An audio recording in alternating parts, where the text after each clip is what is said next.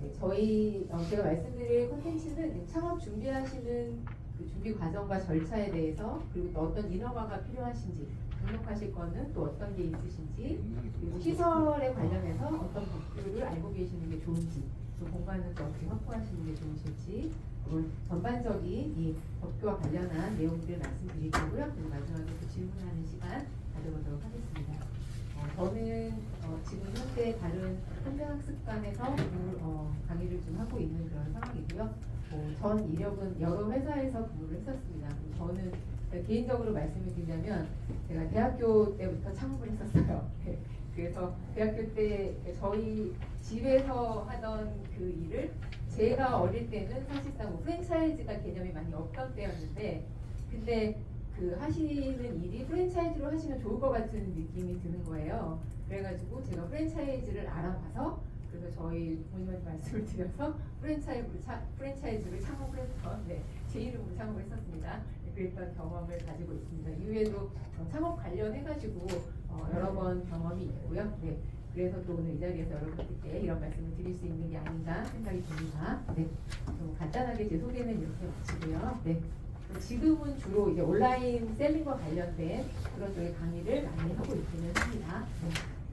창업에 대해서 사전적으로 찾아보자고 하면 새로운 기업을 설립하는 것이겠죠. 그리고 어떤 아이디어나 기술을 바탕으로 해가지고 사업을 시작하는 행위를 창업이라고 볼 수 있을 텐데요. 창업에 들어가는 키워드는 이런 키워드들이 들어간다고 얘기를 해요. 혁신, 위험 감수, 그리고 기회 포착. 위험과 기회가 같이 존재하는 곳이 창업의 현장입니다. 그래서 이런 창업의 과정을 한번 쭉 그냥 플로우대로 한번 살펴보자면요. 일단 관련 교육이나 지식을 먼저 하시겠죠. 그래서 여러분들이 또 이 자리에 앉아 계신 이유가 되실 것 같고요. 그 다음에 나의 창업 환경을 분석하시는 게 또 굉장히 중요합니다. 내가 지금 창업을 하기에 맞는 환경인지 아닌지, 또 나 자신의 역량은 어떻게 되는지, 이런 부분들을 좀 분석을 해보시는 게 필요하실 것 같고요. 그리고 시장 조사하고 창업 계획을 수립을 하셔야 됩니다. 정말 그냥 아무 계획 없이 괜찮을 것 같아 이래가지고 창업하시는 분들도 많이 봤기 때문에 그러지 않으시기를 바라는 마음으로 오늘 시장조사에 관련된 부분을 좀 많이 준비를 했습니다. 그래서 시장조사 및 창업 계획을 수립을 하시고, 그다음에 창업 형태나 아이템을 결정을 하셔야 되겠죠. 그래서 결정을 하시고 나면 이제 또 가장 중요한 자금을 어떻게 마련을 할 것인가에 대한 부분이 있을 거고요. 그리고 나면 이제 상권이나 점포를, 입지를 어디에다가 내 그 창업을 하게 될 건지를 선정을 하셔야 될 거고요. 그리고 만약에 인력이 필요한 그런 업종이다 라고 하면 인력을 채용하시는 과정이 들어갈 거고요. 그리고 이제 마케팅하고 영업 활동을 또 하셔야죠. 요즘은 마케팅이 없이는 아무것도 이루어지지 않는 시대입니다. 그래서 마케팅 활동을 하시고, 그리고 사업 운영 및 관리를 이제 그 다음부터 해 나가시게 되는 이런 과정을 거쳐서 창업을 하시게 되는데요. 마지막에 엑시트라고 넣어놓은 것은 시작하시는 단계에서 벌써 끝을 생각해야 돼 라고 생각하실지 모르겠지만, 나중에 어떻게 이 창업했던 내 그 사업에서 엑시트를 하실 것인지에 대해서도 한번 생각해 보시라는 의미에서 이렇게 마지막 과정에 엑시트라는 것도 넣어봤습니다. 자, 일단 나의 창업 환경을 분석하실 때는 본인의 성격도 굉장히 중요한 부분이세요. 그래서 본인이 내향적인지 외향적인지, 아니면 요즘은 뭐 MBTI라고 해서 굉장히 많은 그 분류로 해서 내 성격이 어떤지를 파악해 보실 수 있는 그런 검사들도 많이 있기 때문에 본인의 성격을 좀 파악을 하시고, 그리고 나하고 맞는 아이템인지, 내가 창업을 하는 게 맞는 사람인지 아닌지, 이런 것도 한번 파악을 해보시고 진행을 하시는 게 좋으실 것 같습니다. 그리고 경력이나 나이도 물론 중요하겠죠. 또한 협력 여부에 있어서 뭐 동업을 하실 수도 있으실 거고요. 특히 창업을 하실 때는 가족이 협력이 되시는지 그 부분을 꼭 확인하시고 들어가시는 게 좋으세요. 요즘은 특히나 사람을 구하기가 매우 어려운 시기입니다. 시대적으로 그렇게 됐다고 하죠. 그래도 인건비 부분이 너무나 많은 부분을 차지하는 창업 환경이기 때문에 만약에 가족들이 위기의 순간에 도와줄 수 있는지 없는지 그 부분에 대해서 확인을 하시고 시작을 하시는 게 굉장히 중요할 것 같다는 말씀을 드리겠습니다. 그리고 이제 예산 자금 조달하는 부분은 생각하셔야 될 거고요. 그리고 내가 과연 기대하는 수익은 얼마인가, 이 부분도 한번 생각을 해보시는 게 필요하실 것 같아요. 나는 그냥 조금만 일하고 많이 벌 거야. 물론 제일 좋으시겠죠, 그렇게. 하지만 그렇게 되는 일은 이 세상에 없습니다. 그래서 내가 어느 정도의 기대 수익을 원하는지, 내가 이 정도의 기대 수익을 원한다면 어떤 자원을 투자를 해야 될 것인지, 그런 부분도 내가 또 어떤 것을 희생해야 될 것인지, 그런 거에 대한 것도 생각해 보실 수 있을 것 같고요. 또 운영 방법에 대해서는 오토로 할 것이냐, 반오토로 할 것이냐, 아니면 나는 다른 일을 하면서 부업으로 이 일을 진행을 하겠다 하시는 경우도 있으실 수 있을 것 같고요. 아니면 풀타임으로 전업으로 내가 여기에 매달려서 하겠다라는 경우도 있으실 수 있겠죠. 그러니까 오토라고 말씀을 드리면 직원을 써서 본인은 노동력을 투입하지 않고 일하시는 형태를 말씀을 드리는 겁니다. 그리고 거주지도 또 굉장히 중요합니다. 만약에 오프라인으로 창업을 하시려고 생각을 하세요. 온라인이실 경우에는 상관이 없으시겠지만 오프라인으로 창업을 하시려고 생각을 하시는데 우리 집하고 1시간, 2시간 아니면 그 이상의 거리에 만약에 내가 내 가게를 오픈을 한다. 이러면 그 사업을 계속 운영하시기가 쉽지는 않으실 거예요. 네. 분명히 이거는 문제가 생기십니다. 네. 그래서 최대 1시간을 넘지 않는 거리. 네. 한 30분 이내에 거리시면 가장 좋습니다. 물론 사업이 잘 되면 나는 그 지역으로 이사를 갈 거야 하는 마음으로 시작을 하실 수도 있으실 것 같아요. 하지만 이사라는 것이 그렇게 쉬운 문제는 아니기 때문에 이 부분도 처음부터 생각을 하시고 진행을 하시는 게 좋으실 것 같다라는 생각을 합니다. 그리고 나면 이제 창업 형태를 또 결정을 하셔야 될 텐데요. 일단 스스로 하는 독립형으로 할 것이냐, 아니면은 프랜차이즈를 선택을 해서 가맹을 해서 할 것이냐를 좀 결정을 하셔야 될 거고요. 또 내가 신규로 모든 것을 처음부터 다시 시작하는 그런 개념으로 하실 수도 있을 거고, 기존에 있는 사업체를 인수를 하시는 형태도 있으실 것 같아요. 또 전수라고 적어드린 거는, 그러니까 이것도 신규 창업에 해당이 되기는 할 텐데요. 인수에서도 해당이 될 수도 있겠죠.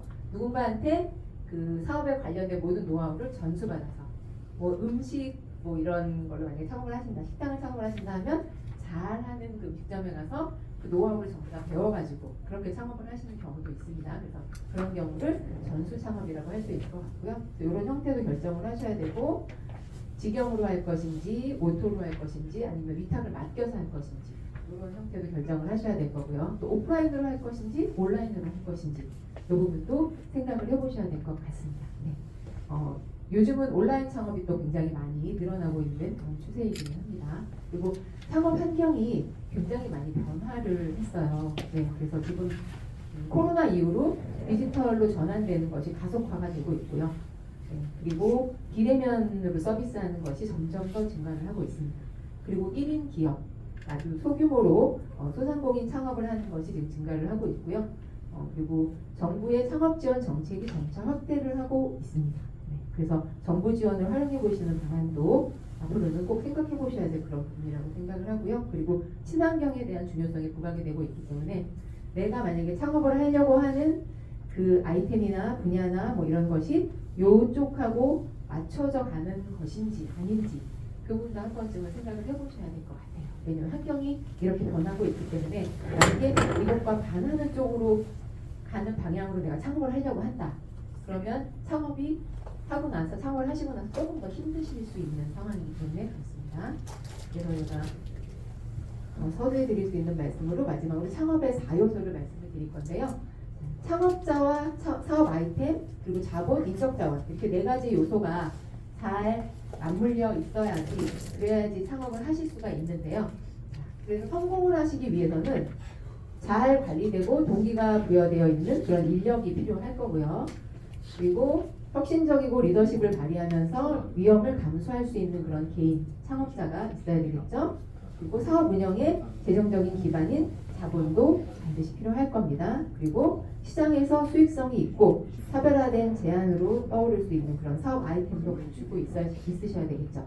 자, 이렇게 4가지 요소가 잘 맞물려 있을 때, 그럴 때 성공적인 사업이 되실 수 있다 라고 말씀드릴 수 있을 것 같고요. 밑에다 써놔서 뒤에서 잘 안 보이실지도 모르겠는데, 핵심은 단순한 자신감이 아니라 철저한 준비와 시장에 대한 깊은 이해다 라는 말씀을 드리고 싶습니다.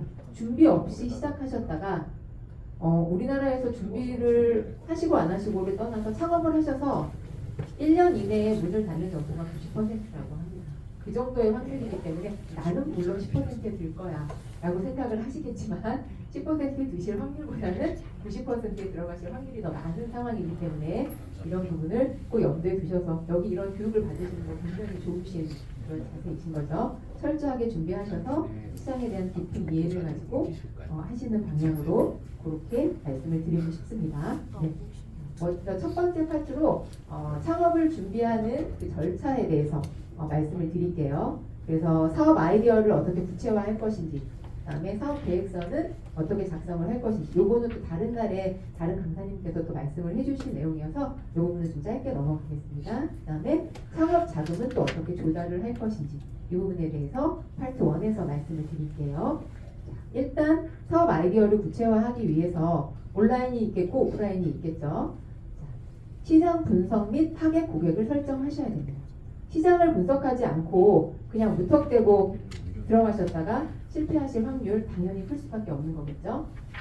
그리고 타겟 고객 설정이라고 하면 페르소나라는 말을 아마 많이 들어보셨을 것 같아요. 요즘은 페르소나라는 거는 내 타겟으로 삼고 싶은 그 고객을 특정화해가지고 인물화시킨 거거든요. 그래서 이렇게 타겟 고객을 뾰족하게 설정하시고 들어가셔야지, 그래야지 마케팅 방안을 제대로 잡으실 수가 있으세요. 그래서 이 부분을 처음부터 염두에 두시고, 타겟 고객 많으면 많을수록 좋은 거 아닌가요? 10대부터 60대, 70대까지 다 오면 좋겠는데요. 저희 가게에는 이렇게 생각을 하실지 모르겠지만, 그렇게 생각하시고 마케팅을 접근하시면 그러면은 필패하십니다. 네. 그래서 마케팅을 접근하실 때 자체가 한 사람으로 접근하시는 게 가장 좋으세요. 그래서 작은 타겟으로 시작하셨다가 그 타겟을 점점 범위를 넓혀가시는 방향으로 가시는 것이 가장 좋은 방법이기 때문에 이 부분에 대해서 말씀을 드릴 거고요. 그 다음에 상권 및 입지 선정하는 거 가장 중요한 부분이겠죠. 그리고 온라인 비즈니스에서는 어떤 모델들이 있는지 이것도 또 간략하게 말씀을 드리도록 하겠습니다.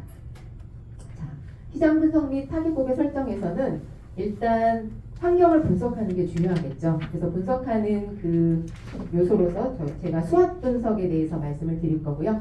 요거는 뒤에서 자세히 설명을 드리고요. 아까 말씀드렸던 페르소나를 어떻게 잡는지 그런 예시를 들어서 설명을 드리고요. 그 다음에 시장 규모하고 성장률은 또 어떻게 조사를 해야 되는지 이 부분에 대해서도 말씀을 드리겠습니다. 수학 분석이라는 거는 이 SWOT가 약자거든요. 이 약자를 먼저 한번 설명을 드리면요. S는 강점이에요. 스트렝스라고 해서 강점을 나타내는 거고요. W는 weak, 약한 점이거든요. weakness라고 해서. 그래서 W는 약점. 그 다음에 O는 opportunity, 기회를 말씀드리는 겁니다. 그 다음에 T는 threat 해가지고 위협이 될 수도 있고요. 위기가 될 수도 있고요. 그래서 내부적인 환경과 외부적인 환경으로 이렇게 SWOT로 구분을 한다. 그래서 수학 분석이라고 하고요. 가장 많이 사용하는 분석법입니다. 그래서 이 부분은 한번 알아두시고 가시는 게 좋으실 것 같고요. 자, 수학 분석에서 S에 해당되는 강점 그리고 W에 해당되는 약점, 이 강점과 약점은 내부의 환경 요인이 되겠죠. 그리고 O에 해당되는 기회 그리고 T에 해당되는 위기의 경우에는 외부에 있는 환경 요인입니다.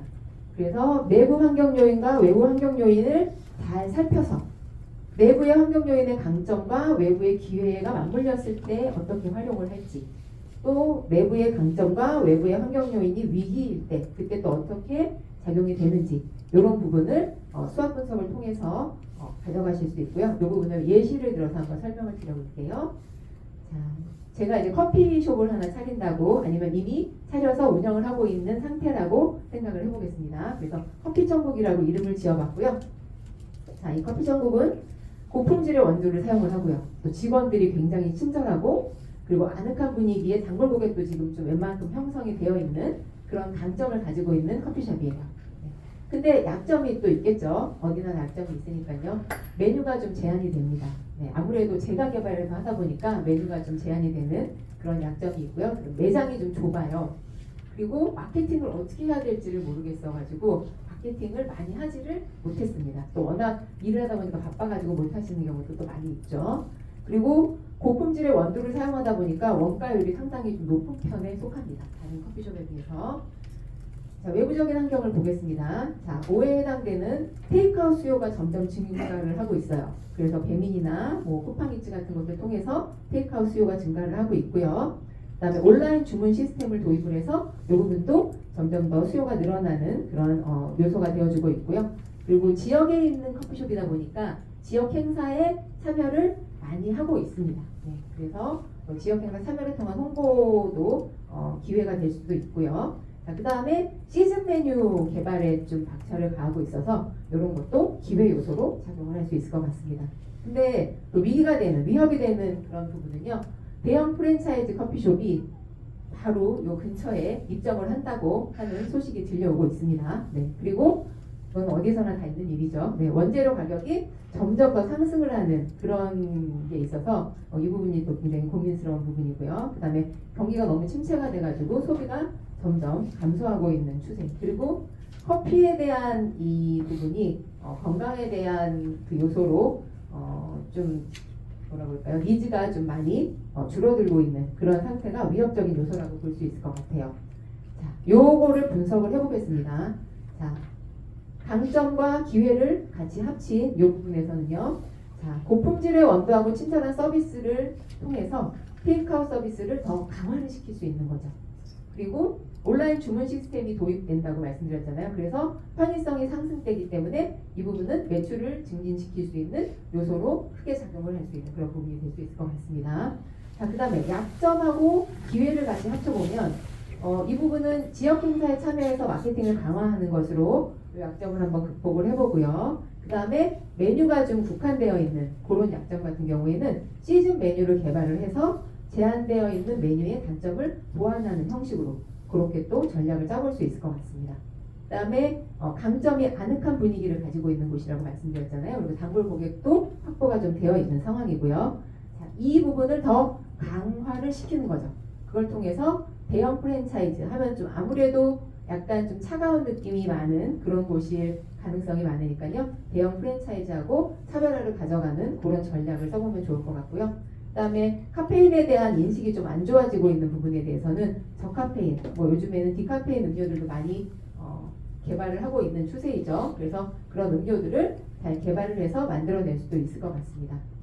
그리고 이런 음료나 뭐 그 메뉴 개발에 있어서는 작은 곳들이 훨씬 더 자유롭게 더 발빠르게 대처를 할 수 있는 부분이라고 생각이 듭니다. 자, 그 다음에 약점과 위기, 정말 아주 안 좋은 그런 영역이라고 볼 수 있을 텐데요. 자, 이 부분에서는 최대한 원가를 절감하는 게 중요하겠죠. 저희가 좋은 커피를 사용하다 보니까 원가가 워낙 많이 들어가다 보니까 공급 업체하고 잘 협상을 해서 원가를 최대한 많이 줄여가는 방향으로 그렇게 또 전략을 짜볼 수 있을 것 같고요. 그다음에 공간이 좀 협소한 그런 부분이 있는 것에 있어서는 효율적으로 공간을 활용하기 위해서 매장 레이아웃을 좀 이렇게 저렇게 바꿔보는 형식으로 요거를 극복해 볼 수도 있을 것 같습니다.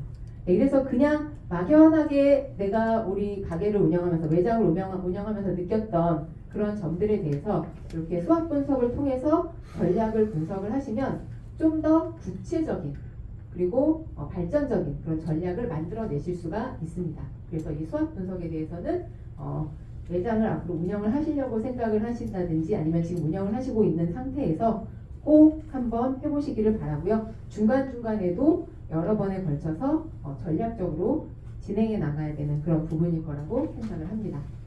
자, 그래서 커피천국은 이런 수학 분석을 통해서 강점을 활용하고 약점을 보완하고 그래서 기회를 포착해서 위협에 대비를 할 수 있는 구체적인 전략을 수립할 수 있었다라고 말씀을 드릴 수 있을 것 같아요. 그 다음에 이제 타겟 고객 페르소나를 가져가는 방법을 말씀을 드릴게요. 자, 요거는 페르소나가 효과적인 마케팅의 핵심이라고 아까도 제가 말씀을 드렸죠. 마케팅을 하는 데 있어서 그냥 모든 연령에 남녀노소 불문하고 모두가 다 우리 가게에 왔으면 우리 매장에 왔으면 좋겠다. 내 제품을 사줬으면 좋겠다 라고 생각을 하시겠지만 그런 일은 일어나지 않습니다. 그리고 그런 매장이나 상품이나 뭐 서비스는 매력이 없어요. 네. 왜냐하면 누군가를 특정 대상으로 그랬을 때 제대로 된 마케팅 그런 기획 같은 게 나올 수 있는 거기 때문에 너무 두루뭉술한 이런 계획들은 매력도가 떨어지는 그런 게 될 수 있기 때문에 페르소나를 선정을 하시는 게 굉장히 중요하고요. 그래서 페르소나의 정의는 일단 타겟 고객을 대표하는 가상의 인물 프로필이라고 생각하시면 되세요. 그래서 사람을 하나 만드시는 거예요. 내 고객이다라고 생각되는 사람을요. 그래서 실제 고객 데이터와 시장 조사를 바탕으로 생성을 하시면 좋고요. 그리고 요거는 마케팅 및 제품 개발의 중요한 도구가 됩니다. 요즘은 AI를 이용해서 페르소나를 개발하시면 굉장히 쉽게 아주 또 잘 하실 수가 있으세요. 그래서 AI에 들어가셔서 대표님들의 지금 환경이나 이런 거를 입력을 하시고 그러면서 나한테 맞는 타겟 고객의 페르소나를 설정해줘 라는 명령어만 한번 입력을 하시면 AI가 그런 페르소나를 잘 만들어 줄 겁니다. 그래서 오늘은 뭐 실습까지 할 그런 시간은 안 되기 때문에 그렇게 해서 페르소나를 한번 만들어 보시기를 말씀을 드리고요. 그리고 페르소나는 일단 중요성에 대해서 말씀을 드리면요. 고객 중심의 접근이 가능해요. 이게 그냥 불특정 다수를 대상으로 하는 그런 것보다는 누구 한 사람한테 포커싱이 맞춰져 있으면 훨씬 더 고객 중심적인 그런 사고가 길러지시게 될 거예요. 그리고 의사결정 과정이 개선이 됩니다. 그리고 팀 내 만약에 혼자 일하시는 게 아니라 뭐 직원이나 다른 분들과 협력을 해서 일을 하신다. 그러면 우리 고객이 누군가로 딱 결정이 되어 있다. 그러면 의사소통을 하기가 훨씬 더 수월해지겠죠. 그죠? 그래서 팀 내 고객 이해도도 통일이 될 수 있고요. 그리고 효과적인 마케팅 메시지를 개발하실 수도 있습니다. 그리고 제품이나 서비스를 개선 방향을 제시하실 수도 있으세요. 그것도 제가 예를 들어서 한번 설명을 드려볼게요. 이런 식으로 구체적으로 짜시는 거예요. 이름은 누구고 나이는 몇 살이고 그 다음에 기본 정보는 20대 후반에 서울 거주 미혼 4년제대 졸업 대기업 사무직으로 근무하는 연수익 3,500만 원을 받는 이런 사람이고요. 제 고객인 김지은 씨는요. 자, 김지은 씨의 주요 관심사 및 목표는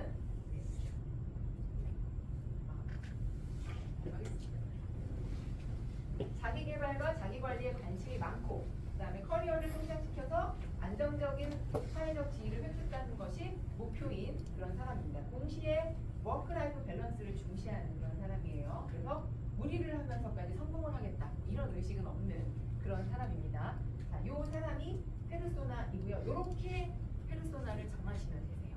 그러면 이 사람이 이런 걸 좋아하고 이런 회사에 다니고 어떤 그 라이프를 중요시하고 뭐 이런 거를 대표님들이 아시게 되시기 때문에 마케팅 포인트 잡기가 굉장히 좋아지죠. 그래서 여기 생활 습관까지도 어떤 생활 습관을 가지고 있고 행동 방식은 어떻다라는 것까지 설정을 하시게 되면 그러면 이렇게 활용을 하실 수 있습니다. 가구 브랜드 B라는 것이 있습니다. 여기에 페르소나를 독립한 2030 프리랜서 여성으로 설정을 했어요.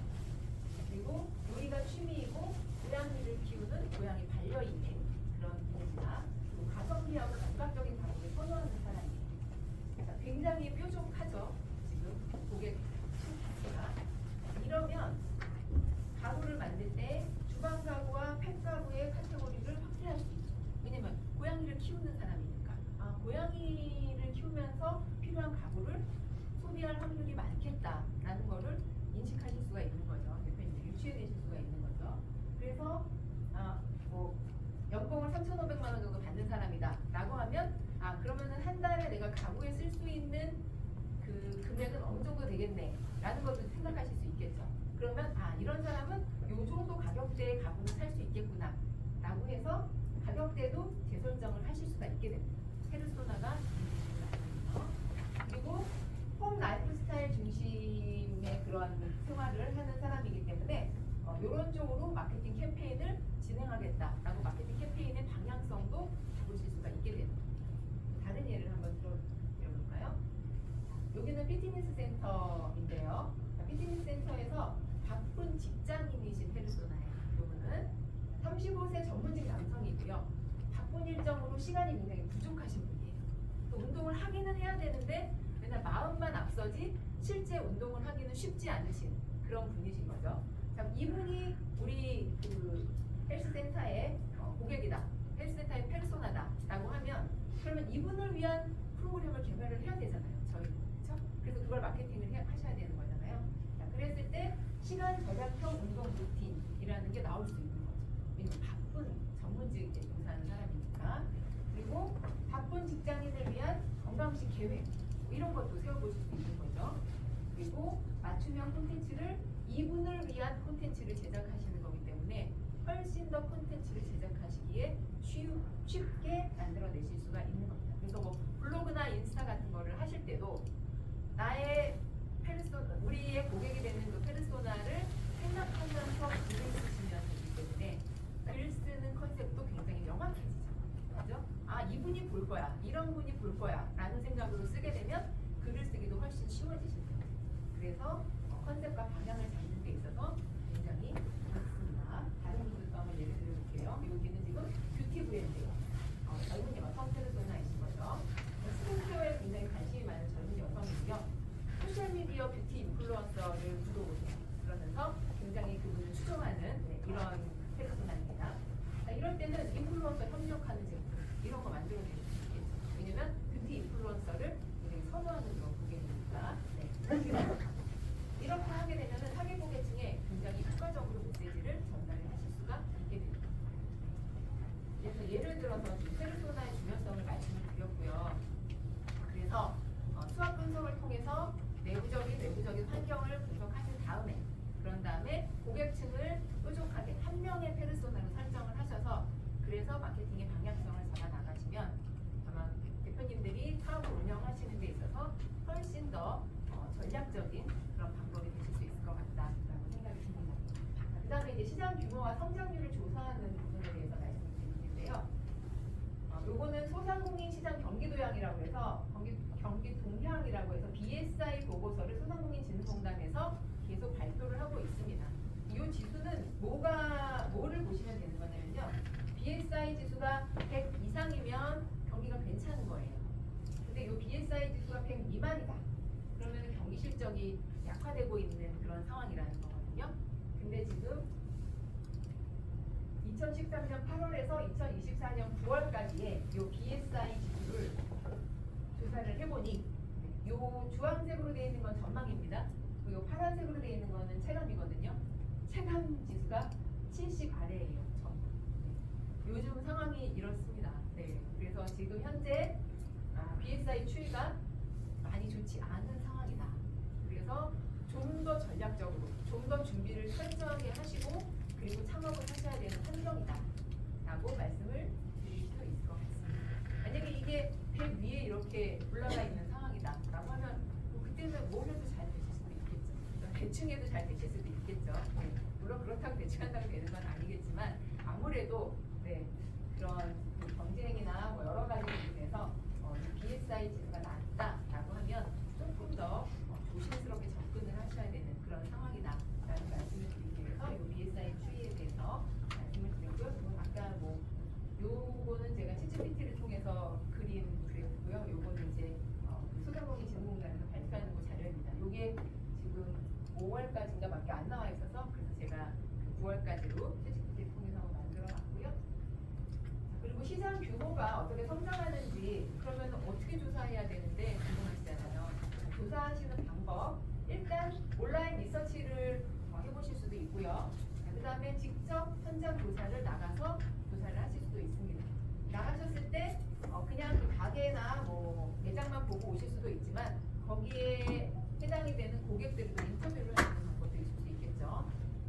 그리고 경쟁사가 지금 어떻게 하고 있는지 나하고 비슷한 업종에 창업을 하신 분들이 어떻게 사업을 영위하고 있는지 이것도 분석을 해보실 필요가 있을 거고요. 그리고 요즘에 트렌드는 어떻게 가고 있는지 이런 부분도 분석을 해보셔야 되고요. 그리고 이런 거를 하시기 위해서는 정부 지원 프로그램을 활용하시면 됩니다. 지금도 아마 정부 지원 프로그램 활용으로 여기 와서 교육을 받고 계시는 거죠. 네, 잘하고 계신 대표님들이십니다. 지금 대표님들은. 자, 온라인 리서치하는 방법 먼저 말씀드리면요.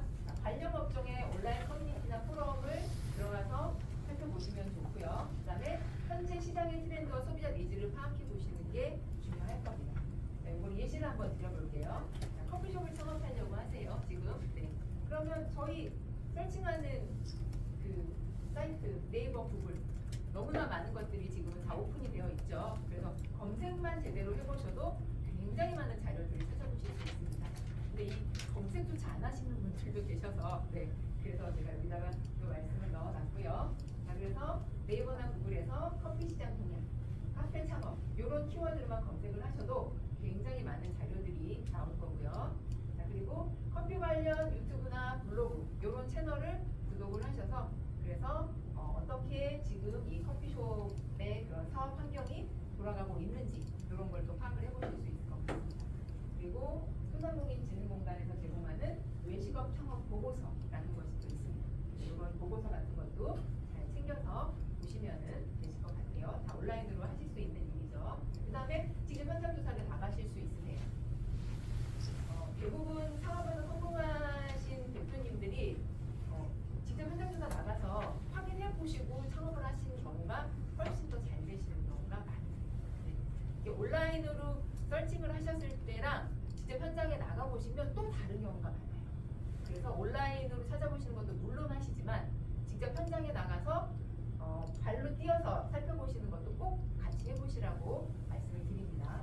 그래서 관심 있는 지역에 상점가를 직접 방문을 하셔서 만약에 그 지역에 상인회장이 있으시다면 상인회장님을 만나실 수도 있을 거고요. 아니면은 점포 운영자를 직접 만나실 수도 있습니다. 네.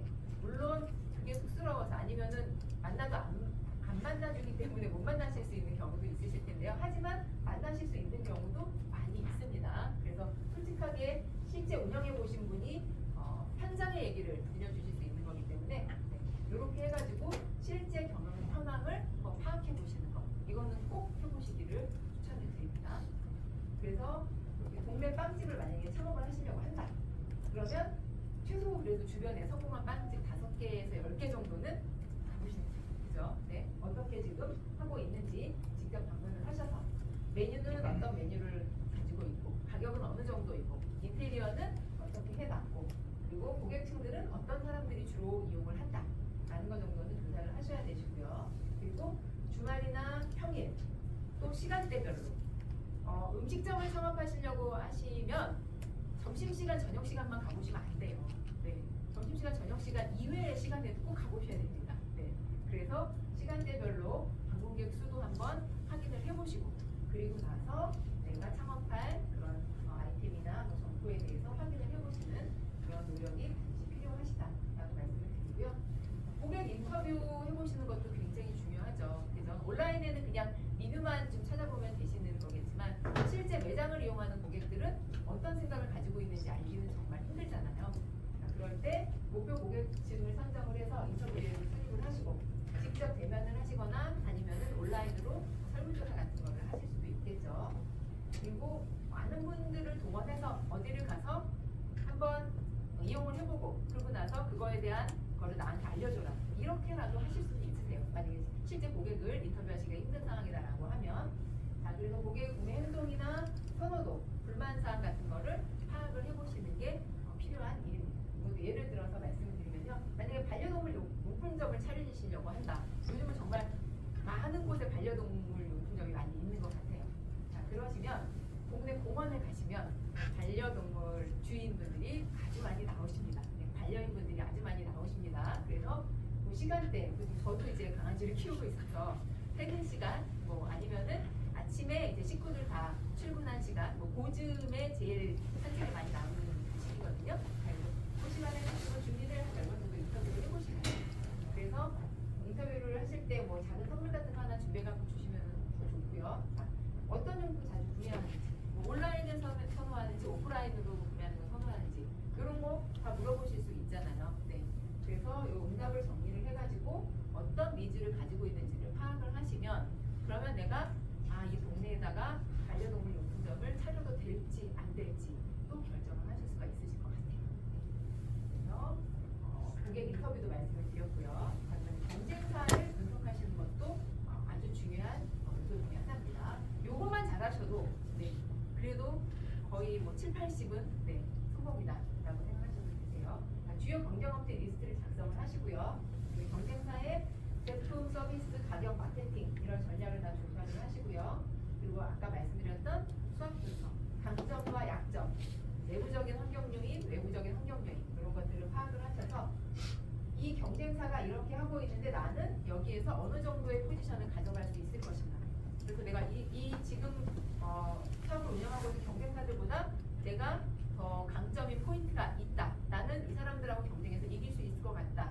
라는 그런 자신감이 드실 때 시작을 하시는 게 좋습니다. 네. 그래서 만약에 필라테스 스튜디오를 운영을 하시려고 하신다. 그러면 요거는 뭐 요즘은 네이버 플레이스만 검색해 보시면 지역 내에 몇 개가 있는지 쫙 다 나오죠. 그리고 대부분 위에서 먼저 검색되시는 곳을 가보시는 게 좋아요. 그만큼 마케팅이나 뭐 영업에도 신경을 쓰시고 있는 분들이시기 때문에 매장 관리도 잘 하실 확률이 많거든요. 그래서 그런 것을 검색을 하셔서 위치라든지 규모라든지 서비스 유형 파악하시고요. 그 다음에 수업 프로그램은 어떤 걸 하는지, 수업료는 얼마나 받는지 이런 것들 다 조사하셔가지고 다른 이 필라테스 스튜디오와 나는 어떻게 차별화를 가져갈 것인지 이런 것에 대한 전략을 수립하실 수 있을 것 같습니다.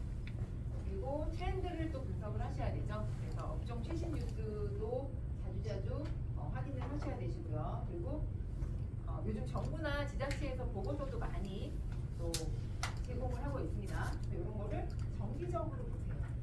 한 달에 한 번, 일주일에 한 번, 두 달에 한 번 이런 식으로 보시면 어떤 흐름이 아마 보이실 거예요.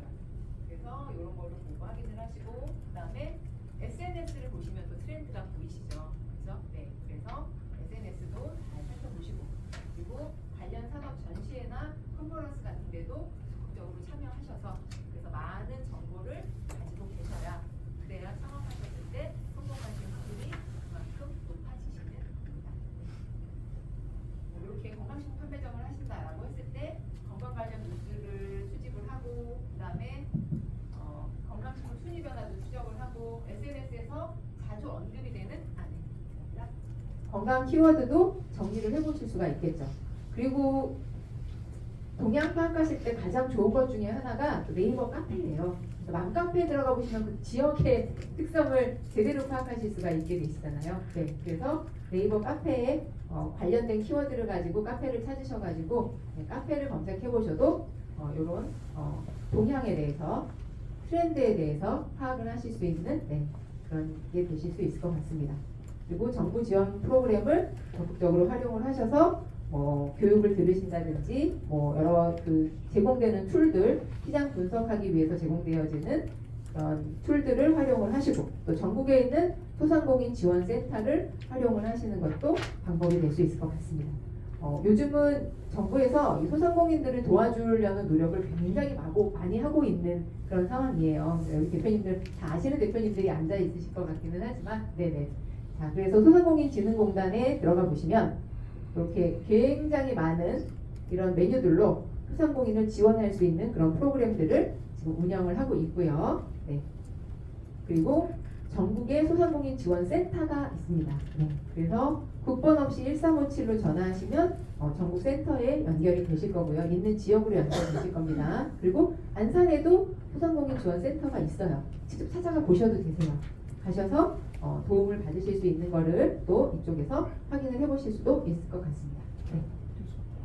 자, 이래서 시장 조사를 하고 자신에 대한 분석이 끝나셨다라고 하면 그러면은 상권하고 입지를 선정하는 게 또 가장 중요하겠죠. 네. 사실 이게 창업의 처음이자 끝이라고 볼 수도 있는 거죠. 그죠? 네. 그래서 상권을 분석하고 유동인구도 또 파악을 해보셔야 되죠. 그리고 아무리 좋은 상권에 정말 유동인구가 많은 그런 지역이다 하더라도 임대료가 터무니없이 비싸다. 그러면 거기서 수익을 내시기는 정말 힘듭니다. 네. 요즘은 무조건 임대료는 낮은 지역으로 들어가시라고 말씀을 드립니다. 만약에 임대료가 너무 높은데 고민된다 하시면 안 하시는 게 맞으세요. 그거는 요즘 같은 상황에서는 아까 BSI 지수 보셨죠? 네, 정말 창업하기 힘든 그런 상황입니다. 네, 그래서 임대료도 확인하시고 경쟁업체는 또 얼마나 있는지 이런 거 다 확인하셔가지고 상권하고 입지를 선정을 하셔야 될 거고요. 여기는 지금 입지 선정을 위한 8가지 원칙이라고 여기다 올려놨는데요. 상권의 잠재력, 접근 가능성, 성장 가능성, 그다음에 중간 저지성이라는 거는 경쟁 점포로 고객이 나가지 않도록 하는 그런 걸 또 평가하는 방법도 있거든요.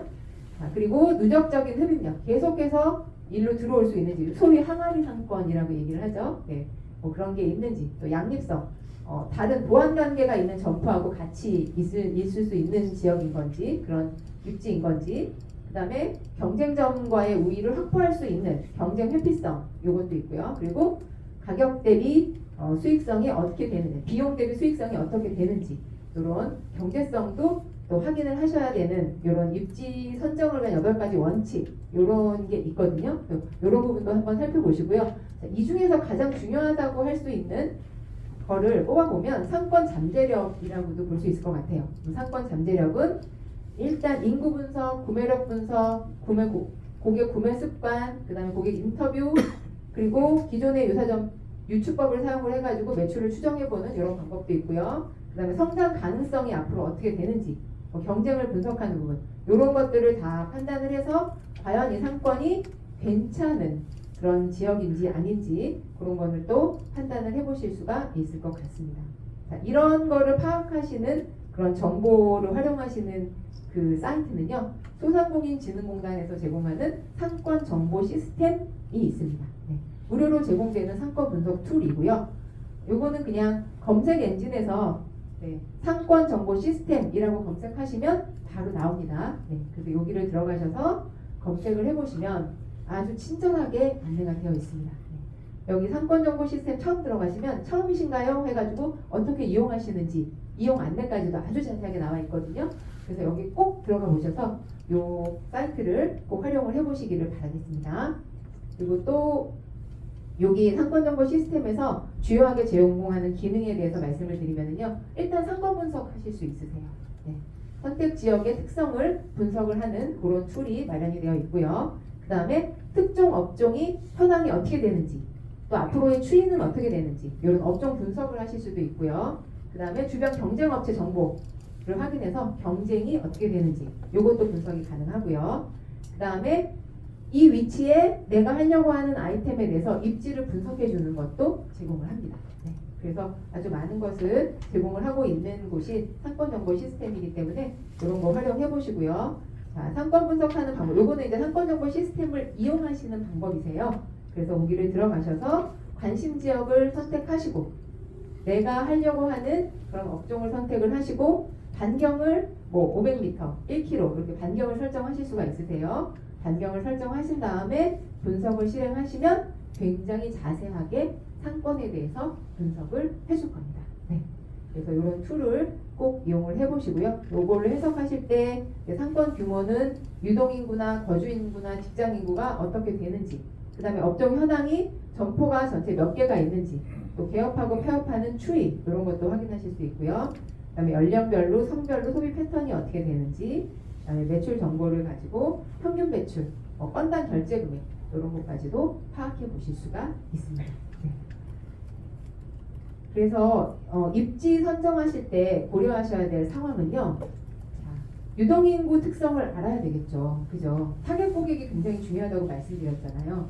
아까 한 사람으로 정한 이유가 그 지역에 그 사람이 가장 있을 법한 사람으로 정하신 거잖아요. 페르소나를 정하셨을 때 자체가. 그래서 타겟 고객층이 어떻게 되는지, 내가 타겟으로 삼으려고 하는 그 고객층하고 지금 유동되는 그 인구의 특성이 맞는지 요걸 파악을 해보셔야 되고요.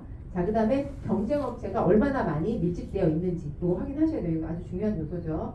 어디를 가나 경쟁이 요즘은 없는 곳이 없기 때문에요. 네. 자, 그 다음에 주변 시설과의 연계성도 확인을 하셔야 되죠. 내가 만약에 학생들을 상대로 하는 그런 업종을 창업을 하려고 한다. 그럼 학교 근처에서 하시는 게 당연히 맞는 거죠. 그죠? 네. 그리고 임대료 대비 예상 매출 비율. 임대료 정말 중요합니다. 네. 아무리 모든 조건이 다 좋아도 임대료가 비싸면 들어가시면 안 되는 겁니다. 네. 그래서 입지를 이렇게 상권 정보 시스템을 통해서 확인을 해보실 수 있고요. 자, 요거를 활용하실 때 평일 주말 데이터 꼭 비교 분석해 보시고요. 그리고 여기에 이렇게 트렌드를 파악하실 수 있게 눈으로 보기 좋게 그래프로 보여주는 또 그런 시스템이 있거든요.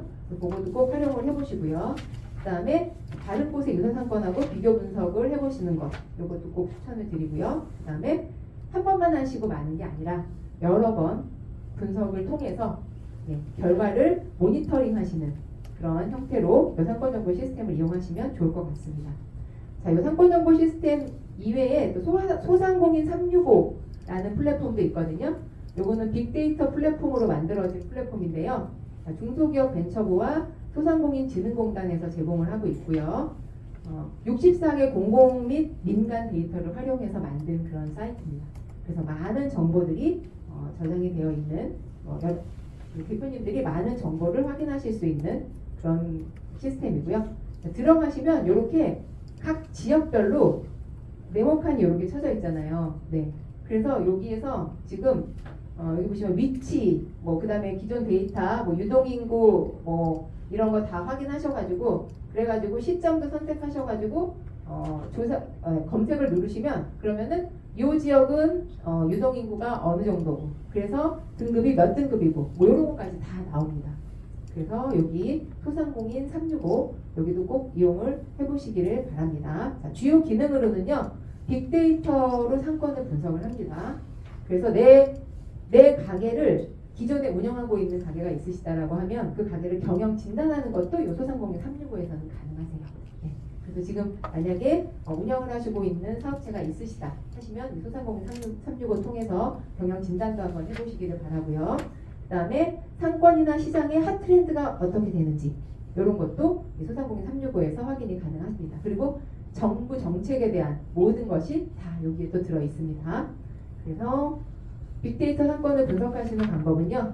유동인구나 매출 데이터를 여기서 제공을 하기 때문에 배달 매출, 그 다음에 특정 시간대에 유동인구가 어떻게 변화되는지 이런 것도 분석을 하실 수 있고요. 그리고 기능이 되게 쉽게 돼 있어요. 그냥 따라하기 이 기능 이용해서 하시면 되게 돼 있기 때문에 굉장히 쉽게 이용하실 수 있는 그런 사이트여서 여기 소상공인 365 이용해 보시면 되시고요. 자, 그 다음에 경영 진단 하실 때 나의 매출 데이터, 고객 관심도, 성장 가능성 이런 거를 다 분석을 하실 수 있고요.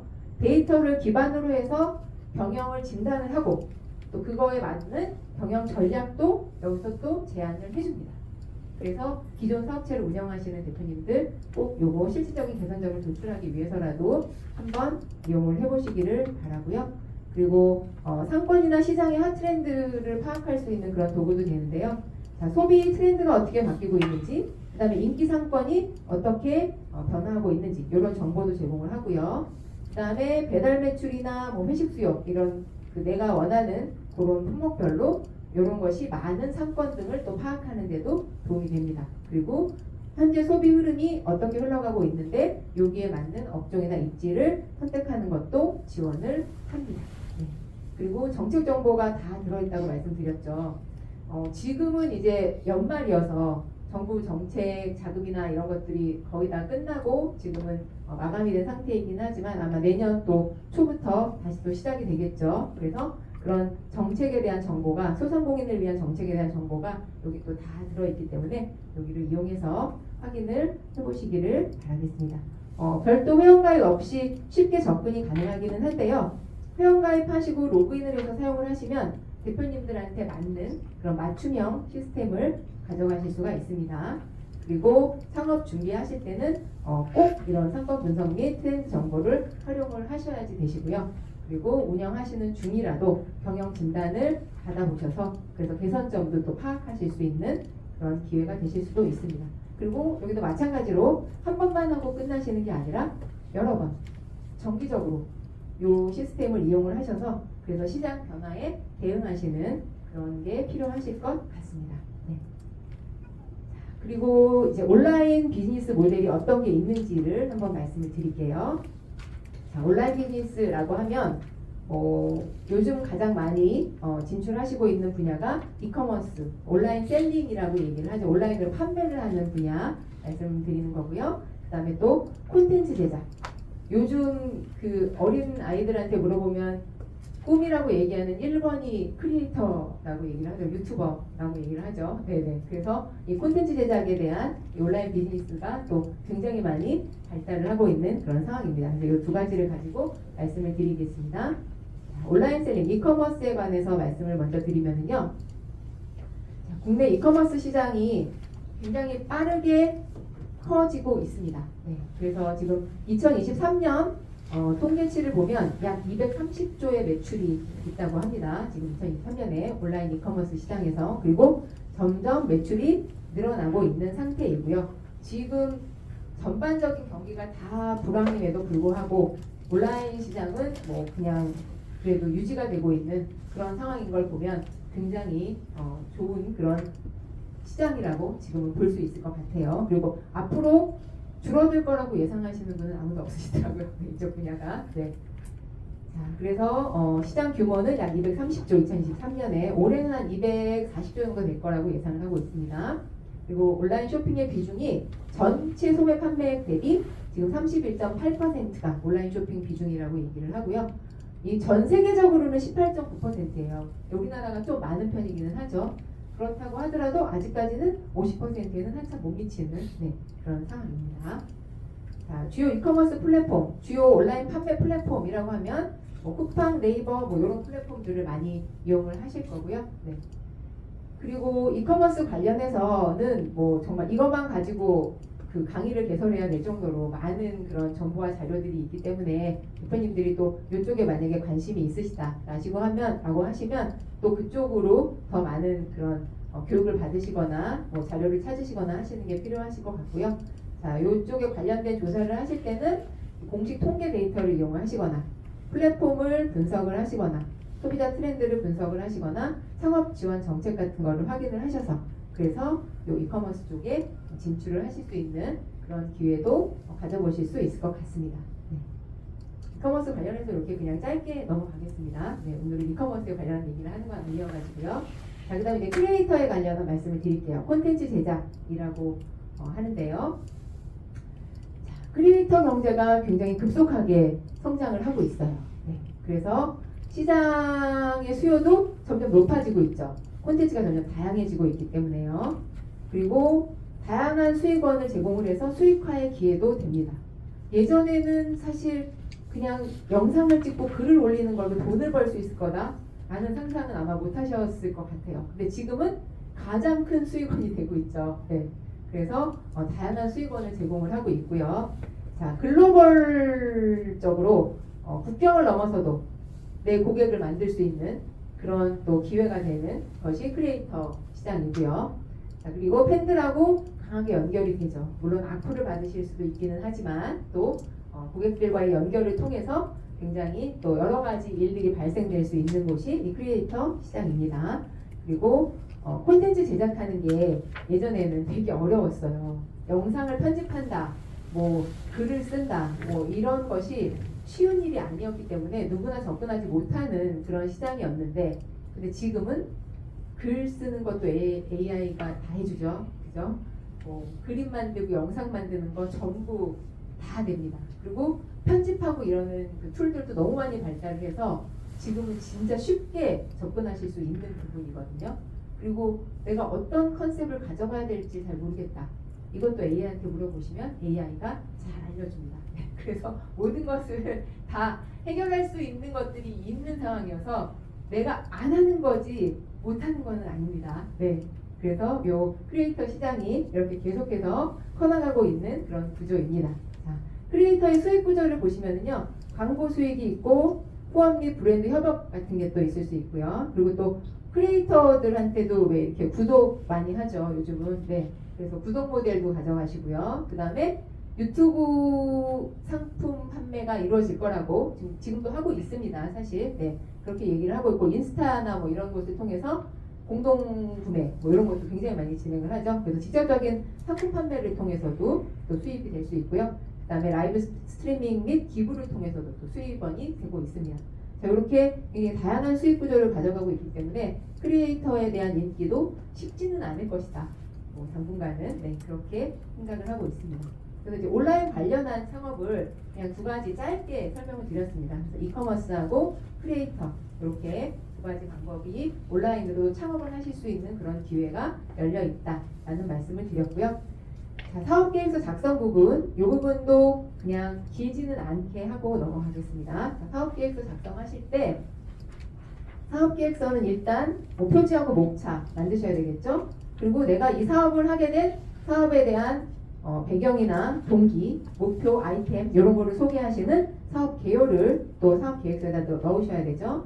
그리고 제품 서비스에 대해서 어떤 제품을 또 아니면 내가 어떤 서비스를 판매를 하려고 하는지 그 부분에 대해서도 넣으셔야 될 거고요. 그리고 비즈니스 모델의 특장점에 대해서도 넣어주셔야 되겠죠. 계획서에. 그리고 시장을 분석한 부분이 또 꼭 들어가셔야 됩니다. 사업 계획서를 작성하실 때. 그리고 앞으로 내가 이 아이템을 아니면 이 서비스를 어떻게 개발을 할 것인지, 개발 목표, 보유하고 있는 기술, 더 발전적으로 잘 될 수 있다, 될 것이다 라는 부분을 강조해서 넣어주시는 게 사업 계획서는 굉장히 중요합니다. 그래서 주요 구성 요소를 말씀을 드렸고요. 그리고 마케팅, 생산 및 운영, 재무, 조직 구성, 추진 일정, 첨부 자료 이런 것들도 다 사업 계획서 안에다가 넣어주시면 됩니다. 넣어주시는 게 좋습니다. 자, 효과적인 사업 계획서를 작성하시기 위해서는요. 일단 명확한 사업 목표가 설정되어 있으셔야 되겠죠. 그렇죠? 명확한 목표가 없이 사업 계획서는 당연히 나오실 수가 없을 거라고 생각을 하고요. 그리고 작성을 하실 때는 구체적인 수치하고 데이터를 활용하시는 게 좋아요. 정부에서 지원하는 통계청에서 나오는 이런 자료들 있죠. 그런 자료들 같이 넣어주시는 게 굉장히 좋습니다.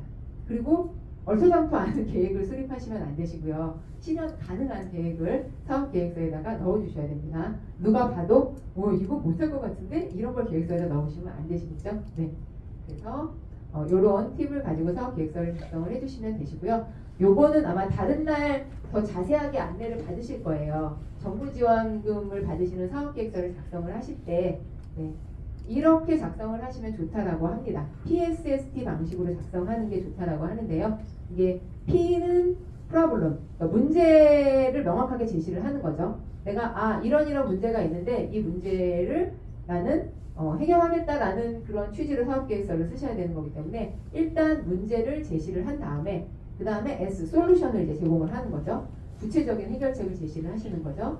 자, 그리고 나서 이제 스케일업 시키는 거죠. 이걸 이제 어떻게 더 확장시키고 어떻게 더 성장시킬 것인지.